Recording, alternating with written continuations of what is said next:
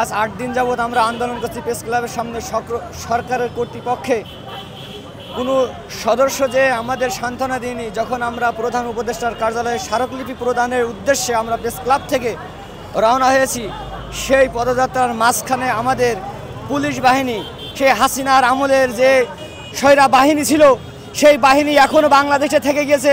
Doctor ইউনূসকে আমি বলতে চাই, যদি আপনি বৈষম্য দূর করতে চান, তাহলে এই যে হাসিনার পোষা যেই কালো দস্যুরা এখনও যে শিক্ষকদের উপরে অত্যাচার করছে, মাজলুমের উপরে অত্যাচার করছে, আপনি তাহলে কিসের বৈষম্য দূর করতেছেন?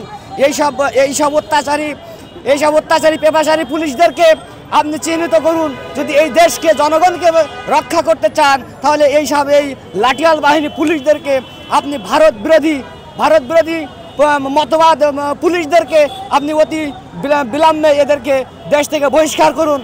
আমি বলতে চাই, আমরা শান্তিপূর্ণভাবে প্রধান উপদেষ্টার কার্যালয়ে স্মারকলিপি প্রদান করতে যাচ্ছিলাম। আমরা কোনো বিশৃঙ্খলা করি নাই। আমরা শিক্ষক, আমরা ছাত্র কারিগর গড়ার কারিগর, আমরা কোনো শৃঙ্খলার শিক্ষা দিই, আমরা কোনো উশৃঙ্খল করিনি। কেন আমাদের উপরে এই নিক্ষেপ আক্রমণ করা হলো, টিয়ার সেল করা হলো, জলকামান করা হলো, তারপরে 9টা শিক্ষকের হাসপাতালে ভর্তি রয়েছে? এর জবাব কে দেবে? কিসের বৈষম্য দূর হলো? আমাদের সমান না, বিভিন্ন অবস্থায় আমরা লেখাপড়া করাতে পারছি না, কারণ আমাদের অর্থনীতি অবস্থার কারণে আমাদের শিক্ষকের মানসিকতা অবস্থা খুব খারাপ। এবং উপবৃত্তি পাচ্ছে, আমরা উপবৃত্তি পাচ্ছি না।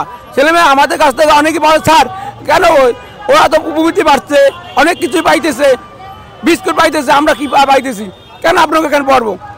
অনেক কিছু বলা পরে ইসলামের দৃষ্টিতে আমরা পড়াচ্ছি। এবং আমাদের প্রায় 8টি বই, এবং আরবি না পড়লে আমাদের এই ইহকাল পরকাল কোনোটাই করতে পারবো না।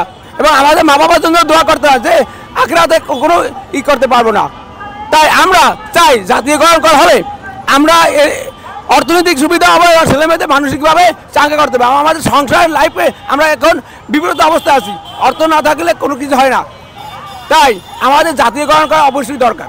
তাই আমাদের শিক্ষা উপদেষ্টার কাছে অনুরোধ, যাতে আমাদের জাতীয়করণটা করা হোক। প্রায় 40 জনের মধ্যে আহত একজন, সম্ভবত আমাদের একজন আনোয়ার ভাই করে ভোলার লোক উনি মারা গেছেন, আমরা কিছু বিশেষ সূত্রে পাওয়া গেছে। এবং আমাদের প্রায় বন্ধুরা অনেকজন আহত। আমাদের এই ঘোষণা না আসা পর্যন্ত আমরা আন্দোলন চালিয়ে যাবো, এখানেই অবস্থান নেব।